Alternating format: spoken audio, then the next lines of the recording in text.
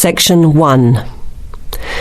You will hear a conversation in an international airport between a newly arrived student, Jenny Lee, and an agent at the lost luggage counter. First, you have some time to look at questions 1 to 4.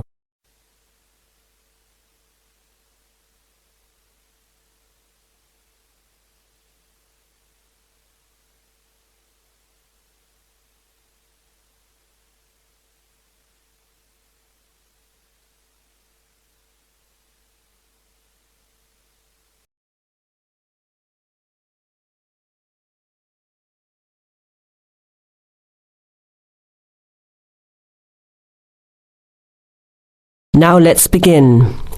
Answer the questions as you listen. You will hear the recording once only. Listen carefully to the conversation and answer questions 1 to 4. Okay, who's next, please? I think I am. How can I help you? I just came in on flight 372 from Singapore at 11:30 and my luggage hasn't arrived. I've been waiting at the baggage claim for about half an hour now and everything seems to have come off the plane. The conveyor belt has stopped and all the passengers have gone. So I came here to find out what has happened to my bag. Can I see your ticket, please? Here it is. So you came from Hong Kong today and changed planes in Singapore, right? Yes, the connection in Singapore was a tight one. The plane got in late and I had to rush to get to the next flight. That's the problem right there. There wasn't enough time to get your bags onto the connecting flight. Normally Singapore Airport is very efficient. Now, I need you to fill in these forms. Your name? Jenny Lee. Address? I guess you want my address here. I'm staying with relatives. Just a minute, I'll have to look it up. It looks like 583. No, it's 533 East 67th Street in Riverside. Do you have the phone number there? Yes, I do. It's 9301 4269. So you came in on Qantas Flight 392. Do you know the number of the flight out of Hong Kong? Let me see. I think it was Cathay Pacific 900 or something. Oh yes, it says here, CX912. Before you hear the rest of the conversation, you have some time to look at questions 5 to 10.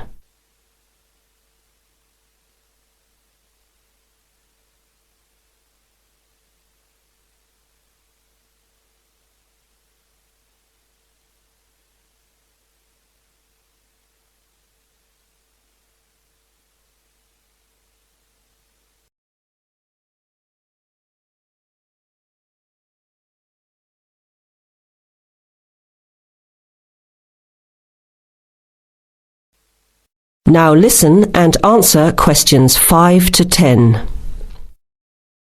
Right. Now, I need a description of the luggage. How many pieces did you check in? Just one. Can you describe it for me? Here is a picture to help you. Okay. It's a big bag, like this one. Rectangular. Not hard shell, but soft covered, and it has a zipper around the front. Is it black? No, sort of a grey colour. Any identification? Just a tag with my name on it. Any other features? Well, it has wheels and a retractable handle on the end, so you can pull it, as well as the handle in the middle. Okay, that's fine. Now, if your bag missed the connection, I'm sure it'll be put on the next flight. I'll email Singapore as soon as I finish here. The next flight comes in at 17:50. That's 10 to 6 this evening. You can pick it up then. 10 to 6? That's too long to wait. Can I get my uncle to pick up the bag on his way home from work? Sorry, you have to be here yourself to clear customs. Of course, I almost forgot.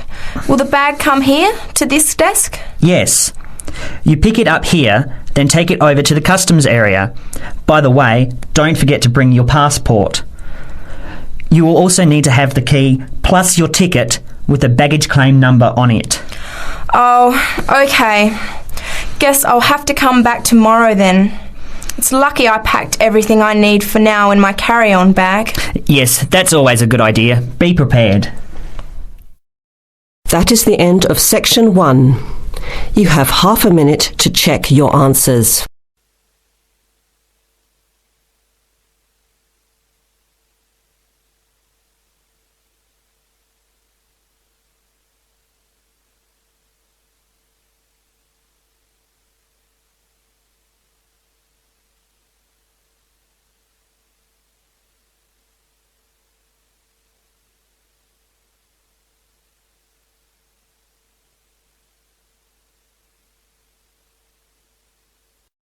Now turn to Section 2.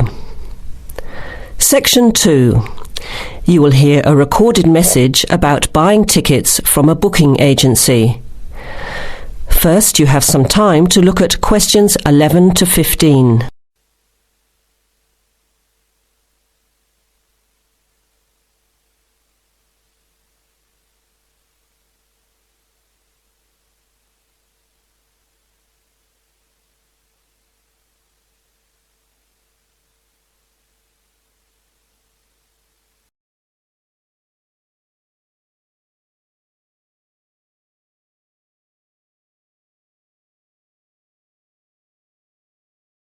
Thank you for calling ATS Advanced Ticketing System, the call system for all your entertainment needs. Our automated telephone service is designed to answer your questions quickly and easily.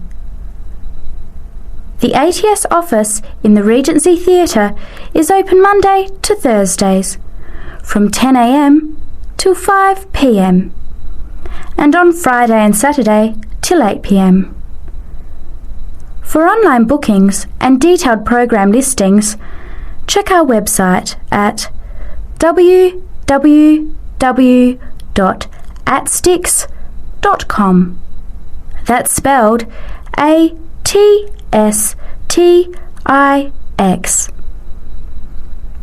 Please listen to the choices available.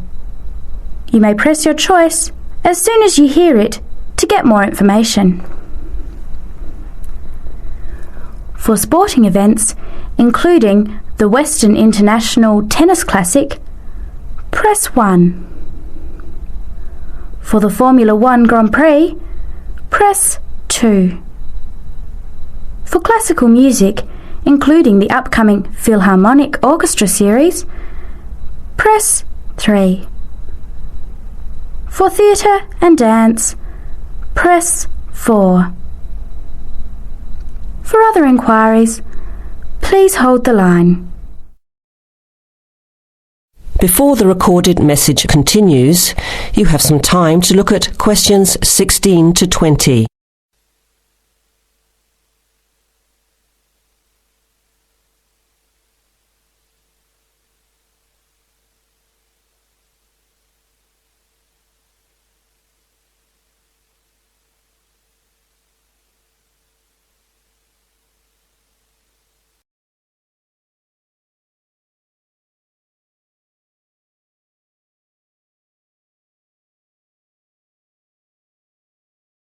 Now, as the message continues, answer questions 16 to 20. Ticket prices for the Formula 1 Grand Prix on the 10th until the 14th of March are as follows. General admission. Thursday, $27. Concession, $10. Friday, $37. Concession, $15. Saturday, $55. Concession, $35. Sunday, $70. Concession, $65. Concession rates apply to children under 14 and to students, seniors and pensioners on presentation of a valid card. Grandstand seating. 4-day tickets covering the 6 main grandstands cost $299.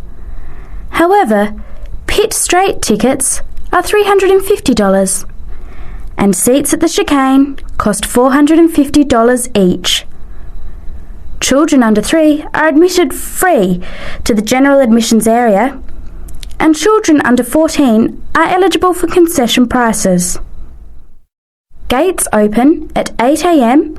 Thursday and Friday, and 7:30 Saturday and Sunday.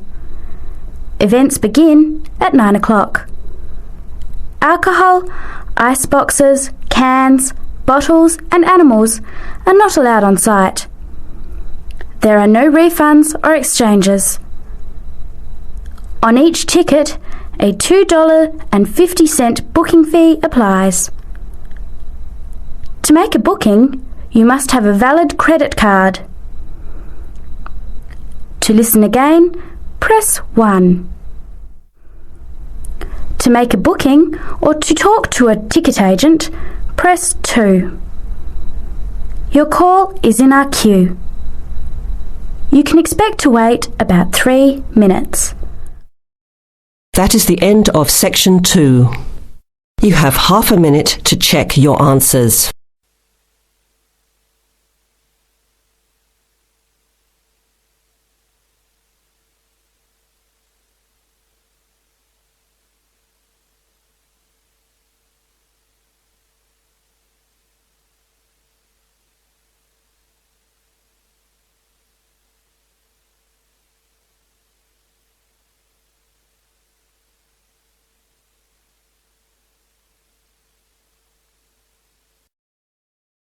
Now turn to section 3 on page 74. Test 3, section 3. In this section, you will hear a discussion between a male interviewer and a woman who is the manager of a major bookstore. First, look at questions 21 to 24.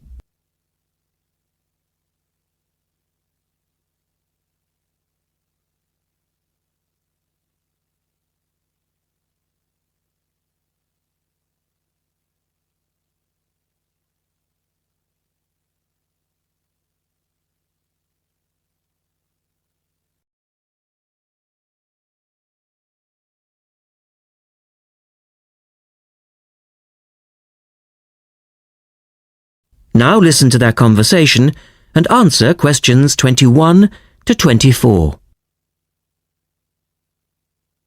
The start of a new academic year is a challenge for booksellers. Lee Rogers talks to one major bookstore manager. Jenny Farrow, you're the manager of Dalton Books, and you sell an awful lot of books to students, don't you? Yes, we do. How do you manage to make sure that you're going to have the books students need when all the new courses begin? Basically, we make preparations long before they arrive. Like all other major book retailers, we have a database of information. And using that, we contact course conveners in May and ask them to send us their book lists. How many books are we talking about? For one course? Yes, as an example. An average course requires about 30 books. We ask lecturers to indicate whether a book is what we call essential reading. You know, the students simply have to get it, or whether it's what they would term recommended reading, or whether it's just a supplementary text that they tend to refer to as background reading. What about predicted buyers? It's not a perfect system, unfortunately. If a lecturer tells us that he expects us to sell 100 copies of a book, we know that we could actually sell anything from 50 to 150. That's why in practice, when it comes to ordering, it's a lot safer to go by the previous year's sales figures, if that's possible, of course, if we've sold the book before. We also build other factors into the equation, including the type of course that the books are for, the student's year group, and a measure of our own judgment. And these criteria make a fairly accurate guide? As accurate as we can be, yes. Look at questions 25 to 30.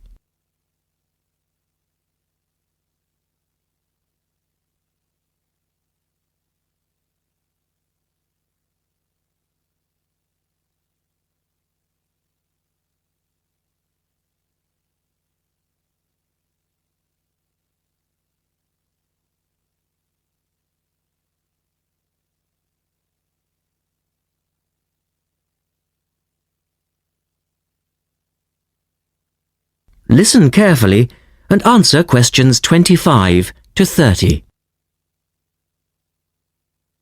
What about the publishers? Do they take an active role in promoting new books? Certainly. The academic and professional publishing market is worth about £700 million a year, so publishers go to some lengths to make sure their books are known. The standard procedure they use is to mail out catalogues to lecturers or colleges and universities. That's been the main form of promotion for years. Now, of course, they can also post details of new or revised works on websites. Some even go so far as writing individual letters to the appropriate lecturers in order to let them know what's coming up. The lecturers then contact you if they're interested? That's right. The publishers send us, the booksellers, inspection copies. Lecturers can then get a free copy and decide whether it's going to be suitable for their course. And how does it work with the students? What are they looking for and who helps them most? I think lecturers are best placed to understand the students' needs. Often the critical issue is what represents value for money for students. This is more important than price per se. Do students actually buy books before they start the course? Apparently, a large proportion of students wait to see what they need. Students have a firm idea of what constitutes a good book, so they tend to give themselves time to look at all the options before making a choice. They tend to go for books that are clear and easy to use. Often, the texts that their lecturers recommend turn out to be too academic and remain here on our shelves. Well, that was Jenny Farrow. And our guest tomorrow will be... That is the end of section 3. You now have half a minute to check your answers.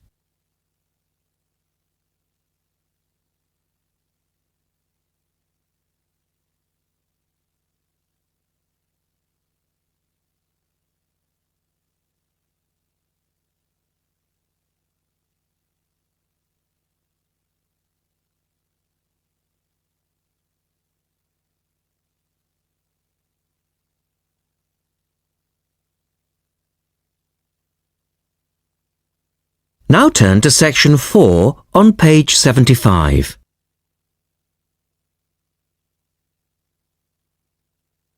Test 3, section 4.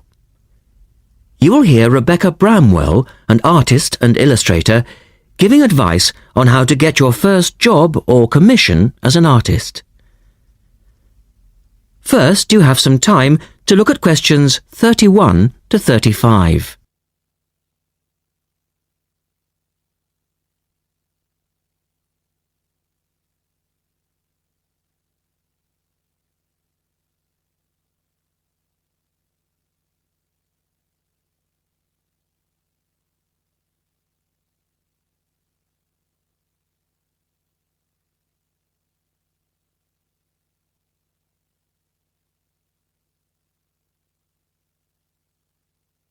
Now listen carefully and answer questions 31 to 35.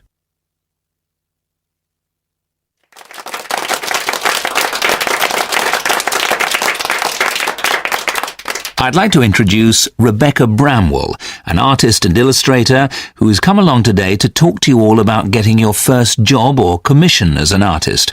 Over to you, Rebecca. Thank you for inviting me. I remember when I graduated back in 1983, I was very excited about getting my first commission. My degree was in fine art and I'd worked long and hard to get it. I was an enthusiastic student and I never found it difficult to find the incentive to paint. I think as a student you're pushed along by fellow students and tutors and the driving force is there. However, when you leave college, you find yourself saying things like, I'll have one more cup of coffee and then I'll sit down to work. I hate to admit it, but I say it myself. Suddenly, it isn't finding the inspiration or getting the right paper that's a problem. It's you. In my view, there are a number of reasons why this happens. It's a real challenge making a decent living as a new artist. You have to find a market for your work. Often you work freelance and need to take samples or portfolios of your work from place to place. These experiences are common to a lot of professional people, but artists also have to bare their souls to the world, in a way. More than anything, they want praise. If people don't like what they create, then it can be a very emotional and upsetting experience hearing them say this. I began to realise that these problems were preventing me from having a career in art, and so I decided to experiment. I was a painter, but I started to dabble in illustration, drawing pictures for books, cards, and this offered me the opportunity to become more emotionally detached from my work. I was no longer producing images from the heart, but developing images for a specified subject, taking a more practical approach. I began to develop a collection of my illustrations, which I put into a portfolio and started to carry around with me to show prospective clients and employers. But it was still tricky because publishers, for example, want to know that your drawings will reproduce well in a book. But without having had any work published, it's hard to prove this. Having a wonderful portfolio or a collection of original artwork is, of course, a first step. But what most potential clients would like to see is printed artwork, and without this evidence, they tend to hold back still when it comes to offering a contract. Look at questions 36 to 40.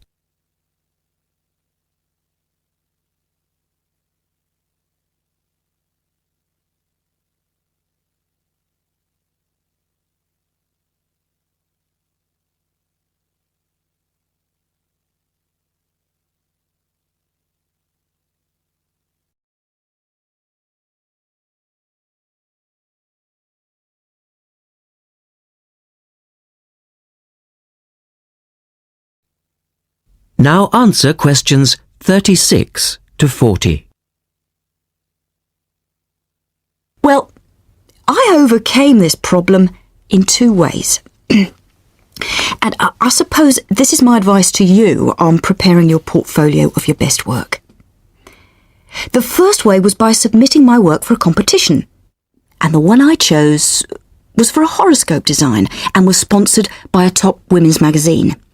There are a few of these competitions each year, and they offer new illustrators an opportunity to showcase their work. The other approach I took was to design and print some mock-up pages of a book.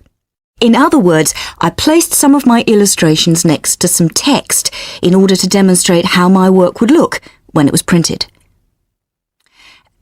Perhaps I was lucky in that I had taken a degree that provided me with all-round creative skills so that I could vary my style and wasn't limited to a certain technique. Now, I think that is important. The art world and many other creative fields do try to pigeonhole people into snug boxes with an accompanying label. Now, I think you should try to resist this if you feel it happening to you. If you don't, you'll find it difficult to have new work accepted if you try to develop your style at a later stage in your career.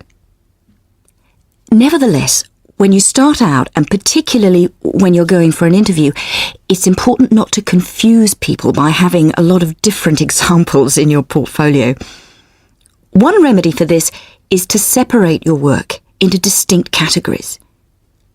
In my case, I did this by dividing my design-inspired illustrations from my paintings. It's then easier to analyse the market suited to each portfolio, such as magazines, book jackets, CD covers, etc. Working under two names is also useful, as it clarifies the different approaches and offers a distinction between them.